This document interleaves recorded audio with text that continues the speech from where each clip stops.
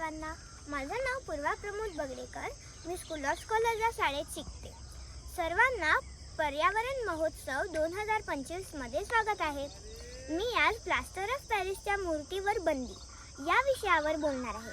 Plaster of पॅरिसच्या मूर्तींमुळे या पर्यावरणाचा ऱ्हास होतो, कारण उत्सवानंतर ती मूर्ती तुटून जाते आणि पाण्यात विरघळत नाही, जेणेकरून आपल्या परिसराचा ऱ्हास होतो व देवदेवतांचा अवमान पण होतो.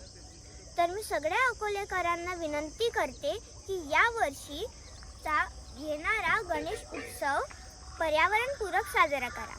आता तुम्ही ह्याच लक्ष्मीच्या मूर्त्या बघा.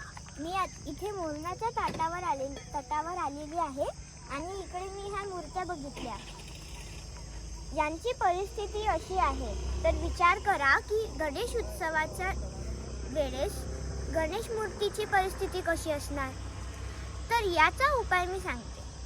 तुम्ही मार्केटमधून मातीची मूर्ती आणा व त्या मूर्तीचे विसर्जन घरीच करा, किंवा तुम्ही मी वापरलेली संकल्पना म्हणजेच ट्री गणेशा वापरू शकता. यामध्ये तुम्हाला घरीच एक मातीची मूर्ती तयार करायची आहे व त्यावर भारतीय वृक्षांच्या बियांनी सजावट करायची आहे, जेणेकरून ती मूर्ती जिथेही विसर्जित होणार तिथे एक झाड उगवेल व आपण संस्कृती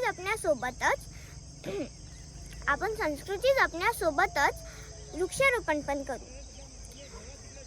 आणि मी या गोष्टीवर 5 वर्ष झाले काम करत आहे.